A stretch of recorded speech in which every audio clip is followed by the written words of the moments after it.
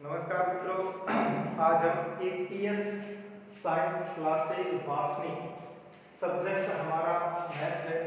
Class 12th में एक topic है मैट्रिक्स, जो एक्सरसाइज नंबर 3 है। हिंदी मीडियम और इंग्लिश मीडियम दोनों के लिए है। तो हम स्टार्ट करते हैं। सबसे पहले हम बेसिक पढ़ेंगे, यानी मैट्रिक्स में बेसिक क्या होता है। तो एक्सरसाइज पढ़ने से पहले हम बेसिक पढ़ेंगे कि मैट्रिक्स के बारे में जानेंगे कि मैट्रिक्स है क्या, इसका स्ट्रक्चर कैसा होता है, इसकी संरचना कैसी होती है। तो देखो, सबसे पहले हम सामान्य जानकारी की यदि हम बात करें तो हम सामान्य जानकारी हम आव्यूह की पढ़ेंगे। तो देखो, आव्यूह में हमें क्या करना है कि इसका स्ट्रक्चर होता क्या है।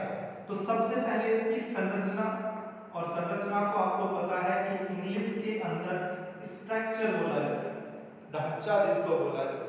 तो इसकी संरचना होती है, इसकी संरचना एक इस टाइप से होती है। इसकी संरचना इस टाइप से, एक आपने बड़ा ब्रैकेट देखा होगा, बड़ा ब्रैकेट के टाइप में होता है। इधर भी एक बड़ा ब्रैकेट है, इधर भी एक बड़ा ब्रैकेट है। अब हमें करना क्या है, इसके अंदर कुछ एलिमेंट होते हैं, मतलब इसके अंदर कुछ अवयव लिखे होते हैं जिनको हम एलिमेंट बोलते हैं। तो हमें क्या करना है कि इसके अंदर एलिमेंट, मान लीजिए कि मैंने लिख दिया a11, फिर मैंने लिख दिया a12, फिर मैंने लिख दिया a13, फिर मैंने यहाँ लिख दिया a21, फिर लिख दिया 22 और फिर लिख दिया 23, फिर यहाँ से मैं लिखा a31, a32 और a33। तो ये हमने एक मैट्रिक्स की संरचना बना दी। अब हमें याद क्या रखना है, एग्जाम में कैसे आएगा क्वेश्चन, एक नंबर का क्वेश्चन निश्चित आएगा आगे के इस टॉपिक में जो हम आज पढ़ेंगे। तो हमें क्या करना है, देखो a11, इसका मतलब ये हुआ कि जो आव्यूह है उसके अंदर दो चीज होती है। एक तो होती है रो, यानी जिसको हम बोलते हैं पंक्ति, जिसको हम क्या बोलते हैं, पंक्ति। और एक होता है कॉलम, एक क्या होता है, कॉलम, और जिसको हम हिंदी में बोलते हैं स्तंभ, स्तंभ। ठीक है।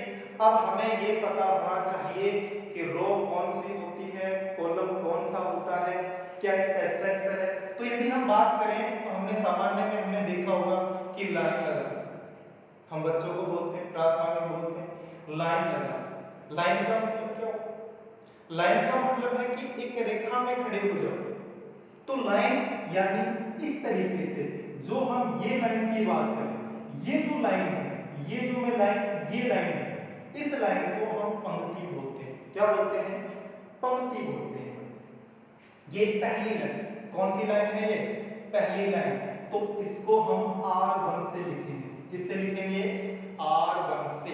उसके बाद यदि हम बात करें तो भाई ये दूसरी लाइन है, और जब ये दूसरी लाइन है तो इसको हम किससे लिखेंगे भाई, इसको लिखेंगे हम R2 से। उसके बाद यदि हम बात करें, एक लाइन ये भी आपको दिखाई दे रही होगी, तो इसको हम R3 से लिखेंगे, किससे लिखेंगे, R3 से। तो ये हमारी पंक्ति हो गई, रो हो गई। हिंदी में पंक्ति बोलते हैं, इंग्लिश में इसको रो बोलते हैं। हम इतना बेसिक में नहीं जाना कि इंग्लिश में क्या है, मैथ में इंग्लिश मीडियम हिंदी मीडियम दोनों में लगभग सेम सा चलता है। तो रो और कॉलम, R1 मतलब रो फर्स्ट, R2 मींस क्या हुआ, R2 का मतलब क्या हुआ, R2 का मतलब है पंक्ति सेकंड, R3 का मतलब क्या है, पंक्ति थर्ड। अब बात कर लें कॉलम। तो हमने घर में जब हम मकान बनाते हैं तो आपने अपने घर के सामने देखना या किसी घर के देखना, तो उसमें क्या होगा कि स्तंभ, स्तंभ का मतलब जिसको हम देसी भाषा में पिलर बोलते हैं। क्या बोलते हैं, पिलर। तो पिलर क्या होता है भाई, उस पिलर को ही यहाँ स्तंभ बोला जाता है। क्या बोला जाता है, स्तंभ। यानी यदि हम इसकी बात करें तो ये पहला स्तंभ है, और पहले स्तंभ को इंग्लिश में कॉलम बोलते हैं, इसलिए इसको C1 से लिखा जाता है। उसके बाद यदि हम बात करें इसकी, तो ये दूसरा कॉलम है, तो इसका मतलब हो गया C2 लिख दिया हमने कि दूसरा कॉलम। और इसको हम किससे लिखेंगे भाई, इसको लिखेंगे हम C3 से, यानी कॉलम थर्ड। यहाँ तक समझ में आ गया होगा। एक बार फिर से रिपीट कर रहा हूँ, R1 यानी पंक्ति फर्स्ट, R2 यानी पंक्ति सेकंड, R3 पंक्ति थर्ड। एक विशेष ध्यान रखना है, आपको बिल्कुल पता होना चाहिए कि पंक्ति कौन सी है, स्तंभ कौन सा, कि ये पंक्ति है, ऐसे पंक्ति होती है, इस तरह से जो लाइन होती है वो होती है पंक्ति, और इस तरह से जो लाइन होती है उनको हम स्तंभ बोलते हैं। क्या बोलते हैं? स्तंभ बोलते हैं। ठीक है, यहाँ तक समझ में आ गया होगा। अब देखो हमें करना क्या है, इस पे यहाँ पर लिखी होती है कोटि, यहाँ पे क्या लिखी जाती है? कोटि लिखी जाती है। क्या लिखी जाती है? कोटि लिखी जाती है। अब ये कोटि क्या है? देखो कोटि को हम m इंटू n से लिखते हैं। किससे लिखते हैं? m into n। ये गुणा का मतलब ये ऐसा मत कर देना, जैसे मैंने लिख दिया कि भाई 2 गुना 3, तो 2 गुना 3 का मतलब 6 मत लिख देना। अगर यहाँ 6 लिख दिया तो पूरा क्वेश्चन गलत हो गया। मतलब 6 का मतलब क्या है? अगर आपने 2 गुना 3 इक्वल टू 6 लिख दिया तो 6 आएगा अवयवों की संख्या, कि इस मैट्रिक्स में टोटल एलिमेंट कितने हैं।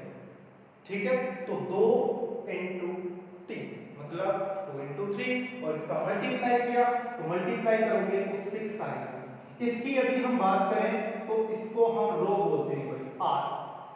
मतलब जो आगे लिखा रहता है उसका मतलब होता है पंक्ति।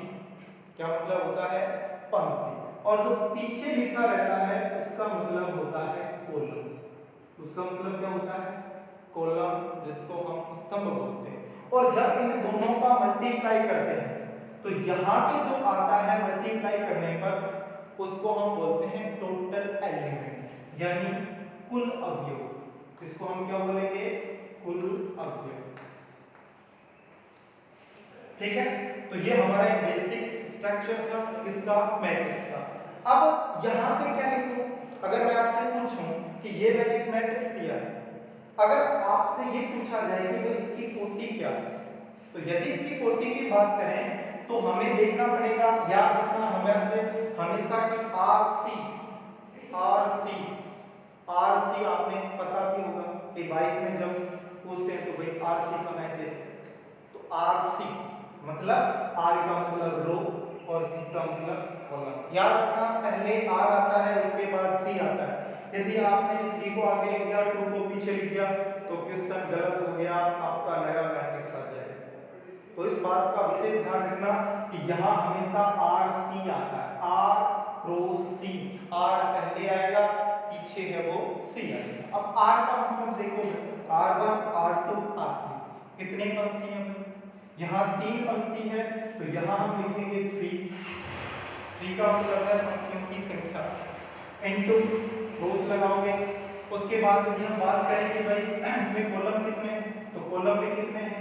कॉलम भी इसके अंदर 3 है कि नहीं है, तो 3 गुना 3। यहाँ इस 3 का मतलब क्या है? रो। इस 3 का मतलब है रो क्रॉस, और इस 3 का मतलब क्या है? कॉलम। इनको हम m इंटू n से, यदि मैं पूछूं कि भाई m की वैल्यू क्या है, तो 3 है, n की वैल्यू क्या है? 3। आपको इतना याद रखना है कि पहले r का मान होता है, उसके बाद किसका होता है? c का। जैसे हम एक एग्जांपल से बात करें, जैसे मैंने ये लिख दिया कि भाई 2 एक कोटि है, कोटि का मतलब होता है ऑर्डर। अगर हम इंग्लिश मीडियम की बात करें तो कोटि का मतलब होता है ऑर्डर, सबको पता है order, O R D E R, ये हो गया ऑर्डर। अच्छा, ऑर्डर मैंने लिख दिया, जैसे मैंने लिखा भाई कि 3 इंटू 4। आपको इसका एक स्ट्रक्चर बनाना है, जैसे हमने ये स्ट्रक्चर बनाया इसी तरह आपको एक स्ट्रक्चर बनाना है 3 इंटू 4। तो इसका मतलब सबसे पहले आपको ये समझना पड़ेगा कि 3 का मतलब हो गया आर, मतलब ऐसा मैट्रिक्स जिसके अंदर पंक्तियों की संख्या 3 हो। उसके बाद यदि हम इसकी बात करें तो इसकी बात करेंगे तो ये है कॉलम, यानी कॉलम कितने हैं? 4। तो अब एक बेसिक स्ट्रक्चर बना रहे हैं, समझना, ये मैंने मैट्रिक्स, ठीक है। अब हमें पता होना चाहिए कि रो कितनी होनी चाहिए? 3 होनी चाहिए। तो पहली रो हो गई A11। अब एक बात और आपके समझ में नहीं आई होगी कि सर यहाँ A11, A12, A13 लिखा है, यानी A11, A12, A13, फिर यहाँ A14 आपने क्यों नहीं लिखा? बिल्कुल दिमाग में आता होगा कि सर यहाँ A14 क्यों नहीं लिखा आपने? तो हमें करना क्या है? हमें क्या करना है कि यहाँ इसको इक्वल AI जैसे भी लिख सकते हैं, AI और Z, AI Z। I का मतलब है कि वो रो का नंबर बता रहा है कि रो कौन सी है, पहली रो है, दूसरी है, तीसरी है, चौथी। और J का मतलब है वो कॉलम बता रहा है कि पहला कॉलम है, दूसरा कॉलम है, तीसरा कॉलम है। ऐसा हमें याद नहीं करना, हम गलती कर सकते हैं। आपको इतना याद रखना है कि जो फर्स्ट रो है वो A11 से स्टार्ट होती है, A11, A12, A13, A14, A15 ऐसे चलता जाएगा। दूसरी जो पंक्ति है वो A21 से स्टार्ट होगी। कहां से स्टार्ट होगी? A21, A22, A23, A24, A25, A26 ऐसे चलता जाएगा। उसके बाद जो तीसरी पंक्ति है वो A31, A32, A33, A34, A35, A36 इस तरह से चलती जाएगी। यदि मैं बात करूं कि चौथी पंक्ति, तो आप क्या कहोगे भाई? यहाँ 31 आया था, तो चौथी पंक्ति कहां से स्टार्ट होगी? चौथी पंक्ति स्टार्ट होगी A41, A42, A43, A44 ऐसे चलता जाएगा। तो याद हो गया होगा कि जो पहली पंक्ति है वो A11 से स्टार्ट होगी, आगे चलता जाएगा, काउंटिंग सबको आती है। दूसरी पंक्ति है वो A21 से स्टार्ट होगी। तीसरी पंक्ति है वो A31 से स्टार्ट होगी। चौथी पंक्ति है वो A41 से। ज्यादा आएंगे नहीं, मैक्सिमम 3-4 तक आएंगे। ठीक है, तो हमने ये लिखा। अब यहाँ पे आ जाते हैं। पहली पंक्ति बताओ कहां से स्टार्ट होगी? A11 से। कितनी पंक्ति चाहिए टोटल? 3 पंक्ति। कितनी चाहिए? 3। तो पहली A11 से, तो बता सकते हो कि दूसरी पंक्ति, पहली पंक्ति यहाँ आएगी, फिर दूसरी पंक्ति, और फिर यहाँ कौन सी आएगी? तीसरी पंक्ति। पहली पंक्ति, ये दूसरी पंक्ति, और ये कौन सी है? तीसरी पंक्ति। 3 पंक्ति है। तो A11 फिर दूसरी पंक्ति कहां से स्टार्ट होगी भाई? मैंने अभी जस्ट बताया था कि दूसरी पंक्ति स्टार्ट होगी A21 से। तीसरी पंक्ति भाई कहां से स्टार्ट होगी? तीसरी पंक्ति स्टार्ट होगी A31 से। ठीक है, यहां तक कोई दिक्कत नहीं है। अच्छा, पंक्ति हमें पता लग गया। याद रखना कि यदि आपने इसको कॉलम समझ लिया 3 को, तो मैट्रिक्स की संरचना बदल जाएगी और एग्जाम में जो क्वेश्चन आएगा वो गलत कर दोगे। 1 नंबर का क्वेश्चन आएगा, कैसा आएगा उस पर अभी हम डिस्कस करेंगे। A11, A21, A31, यहां तक समझ में आ गया? अच्छा, अब बात कर लेते हैं पीछे 3 क्या है भाई? पीछे जो 3 है उसका मतलब है कॉलम। ठीक है, अब कॉलम कितने हैं भाई? कॉलम होने चाहिए 4। तो मेरे को ये बताओ, ये एक कॉलम बन गया कि नहीं बन गया? कॉलम बन गया। तो पहला कॉलम तो ये हो गया, उसके बाद दूसरा कॉलम आना चाहिए, फिर तीसरा कॉलम आना चाहिए, और फिर चौथा कॉलम आना चाहिए। सही बात है। इसलिए बात करें तो ये R1, ये R2, और ये क्या है भाई? R3। तो ये कॉलम फर्स्ट हो गया, कॉलम सेकंड हो गया, कॉलम थर्ड हो गया, और कॉलम फोर्थ हो गया। तो A11, फिर क्या आएगा? A12, फिर क्या आएगा? A13, और फिर क्या आएगा? A14। यहां तक कोई दिक्कत नहीं है। A11, A12, A13, A14। बताओ कॉलम 4 में पहला कॉलम, इसमें दूसरा कॉलम, इसमें तीसरा कॉलम, और इसमें कौन सा? चौथा कॉलम। तो बताओ यहाँ कौन सा एलिमेंट आएगा? एलिमेंट आएगा A22, फिर क्या आएगा? A23, और फिर क्या आएगा? A24। A31 के बाद क्या आएगा? A32, A33, और फिर क्या आएगा? A34। ठीक है, यहाँ तक कोई दिक्कत नहीं है। यहाँ पीछे आप 40 लिख सकते हो। तो यदि हम 40 की बात करें तो आपको पता होना चाहिए 3 गुना 4। ठीक है, 3 गुना 4 RC, आपको याद रखना है RC। गाड़ी की RC होती है, बाइक की भी RC होती है।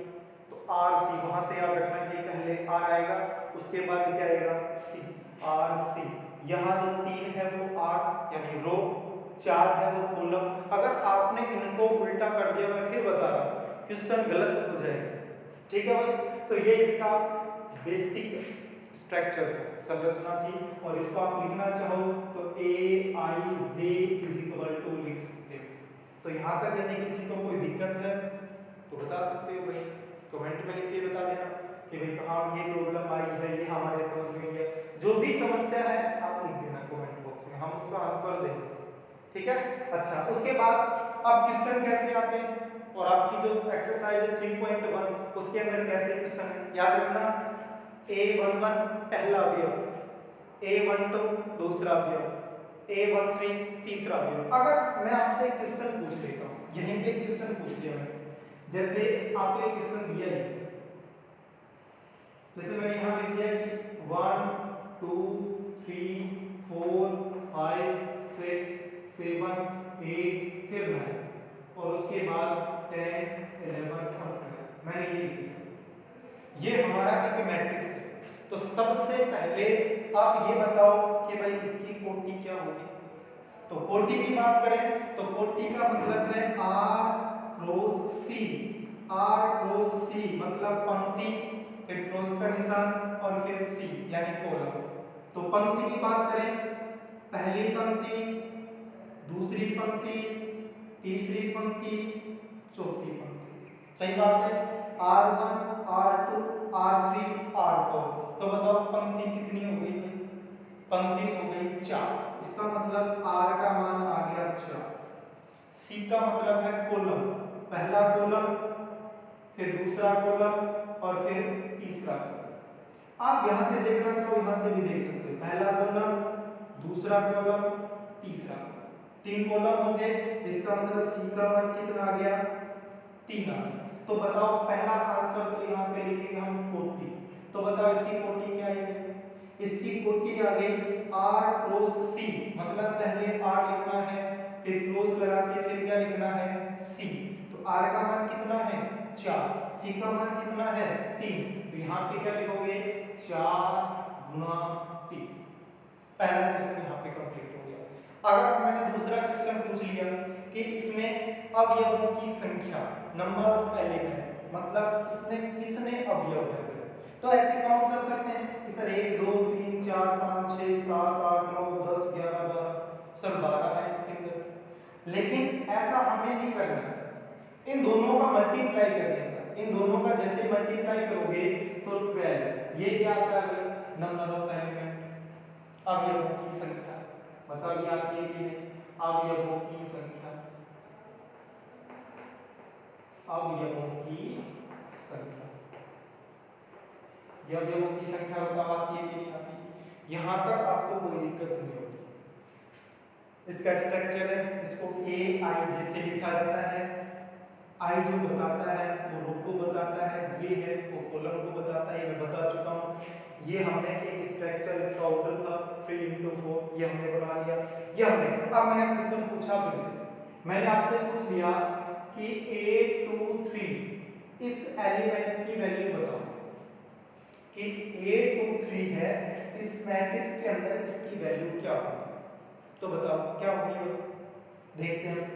यहां अगर इसकी बात करें तो ये A11 A11 होता है कि नहीं होता है, A12 A13, ठीक है। दूसरी पंक्ति कहां से स्टार्ट होगी, A14 से होगी क्या, 14 से नहीं होगी ना, कहां से स्टार्ट होगी A21 से, A21 A22 A23, ऐसा है ना। तो A23 की वैल्यू बताओ क्या है, A23 की वैल्यू आई 6, कितनी आ गई भाई 6 आ गई। फिर मैंने आपसे पूछ लिया कि भाई A32 की वैल्यू बता दो, जो इस मैट्रिक्स के अंदर है उसके अंदर मैंने आपसे पूछ लिया A32 इस एलिमेंट की वैल्यू बताओ क्या है। तो देखो A11 से A21 से A31, ये लाइन है ना, A31, तो ये अवयव कौन सा है A32, और A32 यानी 8, तो यहाँ पे मैंने लिख दिया है 8, ठीक है। उसके बाद बात करें, मैंने एक क्वेश्चन और पूछ लिया, यदि हम इसकी बात करें तो मैंने पूछा कि भाई A13 बता दो, A13 मतलब पहली पंक्ति और तीसरा कॉलम, वो बताना भाई। तो देखते हैं भाई, देखो इसका आप ऐसे भी कर सकते हो, 1 का मतलब पहली पंक्ति, 3 का मतलब तीसरा कॉलम, यानी पहली पंक्ति और तीसरा कॉलम वो अवयव बताना। तो देखो ये पहली पंक्ति हो गई और ये कौन सा है, तीसरा कॉलम, तो ये तो एलिमेंट आएगा। और वैसे भी हमें पता है कि सर ये A11 A12, तो ये कौन सा आएगा भाई, A13 आएगा कि नहीं आएगा। यहाँ तक समझ में नहीं आया तो आप बता सकते हो, ठीक है, कोई दिक्कत नहीं होनी चाहिए, ऐसा कुछ था भी नहीं इसके अंदर, ये तो बेसिक ही पढ़ रहे हैं। अच्छा, अब बात कर ले हम कि क्वेश्चन एग्जाम में कैसा आता है। तो क्वेश्चन एग्जाम में ये आएगा, जैसे मैंने यहाँ पे एक क्वेश्चन लिख दिया, यहाँ पे मैंने क्वेश्चन लिखा और क्वेश्चन ये लिखा कि एक मैट्रिक्स बनाना Aij 2 into 3, यानी हमें एक मैट्रिक्स बनाना है भाई Aij, मतलब ये एक मैट्रिक्स है 2 into 3, मतलब 2 पंक्ति 3 कॉलम, एक मैट्रिक्स बनाना है। इफ या यदि जो Aij है वो आपको दिया जाए कि I प्लस j, एक सिंपल सा कर लेते हैं, उसके बाद थोड़ा डिफिकल्टी भी चलेगा। ये हमारे पास एक क्वेश्चन आ गया, एक नंबर का क्वेश्चन एग्जाम में ऐसा आता है Aij, फिर ये ब्रैकेट लगा दिया, यहाँ 2 into 3, इसका हमें निर्माण करना है, क्वेश्चन मार्क। उसके बाद यदि Aij इज इक्वल टू, आपको दिया गया है Aij is equal to I plus j, तो देखो हमें क्या करना है। अब इसका मान निकालने के लिए सबसे पहले आपको मैट्रिक्स का स्ट्रक्चर बनाना पड़ेगा कि भाई इसकी संरचना कैसे आएगी। तो देखो सबसे पहले हम एक संरचना बना लेते हैं, Aij इज इक्वल टू, ये मैंने एक मैट्रिक्स बना दिया, ये मैंने एक मैट्रिक्स बना दी। अब हमें ये देखना है कि ये दो किसका क्या है, ये दो का मतलब मैंने अभी बताया क्या है, दो का मतलब है रो, और हिंदी में इसको बोलते हैं पंक्ति, या इसको हम लाइन भी बोल सकते हैं। तो मतलब एक ऐसे होनी चाहिए, एक ऐसे होनी चाहिए, ठीक है। इसका मतलब क्या है भाई, 3 यानी ये कॉलम की बात कर रहा है।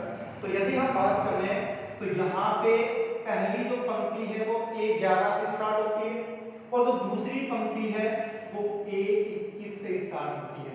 सबको पता होना चाहिए कि पहली पंक्ति A11, दूसरी पंक्ति A21 से स्टार्ट होती है। अगर आपने गलती से इसको कॉलम समझ लिया और इसको आपने पंक्ति समझ लिया, तो देखो क्या आएगा, A11 A21 फिर A31 और लिख दोगे आप, मतलब आपका जो मैट्रिक्स था वो गलत हो गया। तो याद रखना, आगे हमेशा R का मान और पीछे हमेशा C का मान होता है। R का मतलब पंक्ति, पीछे C यानी कॉलम। तो A11 A21 दो पंक्ति हो गई। अब बात कर लेते हैं कॉलम की। तो A11 के बाद क्या आएगा, A12, और फिर A12 के बाद क्या आएगा भाई, A13 आएगा। इसी तरह A22 और फिर क्या आएगा, A23। ये हमने एक बेसिक बना दिया जिसकी जो कोटि है, यानी जिसका जो ऑर्डर है वो 2 into 3, यहाँ तक कोई दिक्कत नहीं होगी। अब देखो हमें क्या करना है, हमें दिया गया क्या दे रखा है कि Aij is equal to I plus j है, ये हमें दिया गया है। तो देखो Aij is equal to I plus j। अब हमें सबसे पहले निकालना है A11। तो यदि हम A11 की बात करें तो A11 इज इक्वल टू, आपको पता लग गया होगा क्या करना है। देखो A11 मतलब यहाँ I और J है, लेकिन यहाँ 11 आ गया, मतलब ये हुआ कि I की जगह 1 लिख रखा है, I की जगह क्या लिख रखा है 1, और J की जगह भी इसमें क्या लिख रखा है 1। अगर इधर I और J की जगह 1 लिख दिया तो हम उधर भी I और J की जगह 1 लिख देंगे, मतलब I 1 फिर प्लस J यानी 1 और इक्वल टू क्या आ गया 2, मतलब जो A11 है उसकी वैल्यू आ गई 2। कितनी आ गई भाई, तो कैसे आई मैं फिर से बता रहा हूं। देखो Aij होता है, जो फर्स्ट वैल्यू होती है वो होती है I की वैल्यू, और जो दोबारा बाद में लिखी जाती है वो होती है J की वैल्यू। तो हमें कुछ नहीं करना, आई की जगह एक लिख दिया, जे की जगह एक लिख दिया, दोनों को ऐड करोगे तो 2 आ जाएगा। ठीक है, उसके बाद इसकी वैल्यू हमें निकाल दी, a12 की वैल्यू निकालते हैं। a12 इज इक्वल टू, अब देखो क्या आई की जगह तो 1 है, लेकिन जे की जगह कितना आ गया 2। अब ये आई की वैल्यू है, ये किसकी है जे की, यानी आई की जगह 1 और जे की जगह 2 लिखना है। जब आप इसी के अंदर देखो, ये हमारी मशीन है, जो भी अपना है सारे अवयव इसी से आएंगे, ये मशीन दी गई है, इसे ही हमें बनाना, इससे ही बनाएंगे हम कैसे कैसे आएंगे। तो ये 2 हो गया। अब देखो आई की जगह 1 लिख दिया, जे की जगह 2 लिख दिया, तो 1 प्लस 2, तो 1 प्लस 2 कितना आ गया 3। तो ये किसकी वैल्यू आ गई a12 की वैल्यू। अब हमें a13 की वैल्यू निकालनी है, तो देखो a13 1 3, ये जो 1 है ये आई की वैल्यू है और ये 3 है ये जे की वैल्यू है, इन दोनों को ऐड तो करना भाई। तो 1 प्लस 3 करोगे तो 1 प्लस 3 इज इक्वल टू कितना आ गया 4 आ गया, यानी 2 फिर 3 और फिर 4। फिर मैं इधर कर रहा हूं, a11 हो गया, a12 हो गया, a13 हो गया, a21 a22 a23 लेके आना, तो a21, तो a21 का मतलब मैंने अभी बताया कि जो फर्स्ट में है वो i की वैल्यू है, जो सेकंड में है जो बाद में है वो j की वैल्यू है। तो i की वैल्यू 2 है और j की वैल्यू कितनी है 1 है, तो इसके अंदर i की जगह 2 प्लस j की जगह 1, तो 2 प्लस 1 करोगे तो कितना आ जाएगा 2 प्लस 1 इज इक्वल टू 3। उसके बाद a22 मतलब i की वैल्यू भी 2 है और j की वैल्यू भी क्या है 2 है, तो 2 प्लस 2 यानी 2 और प्लस 2 इज इक्वल टू कितना आ जाएगा भाई 4 आ जाएगा। उसके बाद ये भी हो गया, फिर ये भी हो गया, a23 तो a और 2 3 इज इक्वल टू i की वैल्यू 2 हो गई और j की वैल्यू 3 हो गई, यानी 2 प्लस 3 इज इक्वल टू कितना आ गया 5। देखो मैंने सारे एलिमेंट निकाल दिए। ठीक है, तो हमारा आंसर क्या है, देखो यहां लिख रहा हूं हमारा आंसर क्या है। हमारा आंसर आया देखो इसके अकॉर्डिंग a11, बताओ a11 की वैल्यू क्या है 2 आ गई, तो यहां पे मैंने लिख दिया है 2। a12 की वैल्यू कितनी आई है 3 और a13 मतलब तीसरा एलिमेंट ये आया है 4। उसके बाद a21 की जगह क्या लिख सकते हो 3 लिख सकते हो, a22 की जगह क्या लिख सकते हो 4 लिख सकते हो, a23 की जगह क्या लिख सकते हो 5 लिख सकते हो, और यही आपका क्या होगा आंसर है। यहाँ तक किसी को कोई दिक्कत नहीं होनी चाहिए। हम मैट्रिक्स के बारे में पढ़ रहे हैं, तीसरी एक्सरसाइज है, और तीसरी में अगर आपने बेसिक सीख लिया कि पंक्ति क्या होती है कॉलम क्या होती है, क्योंकि इससे रिलेटेड 3 एक्सरसाइज है, एक्सरसाइज थर्ड फोर्थ और फिफ्थ। अगर ये आपको नहीं आया बेसिक तो फिर उनमें बहुत ज्यादा समस्या है। सामान्य जानकारी पढ़ लेते हैं स्ट्रक्चर के बारे में, इसके बारे में हमने बता दिया। कोटि आपको पता होना चाहिए, कोटि क्या होती है, आर सी याद रखना, आगे रो पीछे कॉलम होता है। अगर आपने गलती से उल्टा लिख दिया तो इसका मतलब पूरा आंसर ही गलत हो गया, स्ट्रक्चर ही गलत हो गया। देखो यहाँ इसमें पंक्ति 2 है और आपने 3 समझ ली, तो एक पंक्ति और आ जाएगी, फिर एक्स्ट्रा आ जाएगी, तो फिर क्या होगा बहुत ज्यादा समस्या है। तो देखो आप क्या करें, अब एक नया चैप्टर स्टार्ट करें, इसके बारे में बेसिक नॉलेज हो गई, तो अब स्टार्ट करें एक्सरसाइज, नया स्टार्ट करें या फिर यहीं पे रहने दें।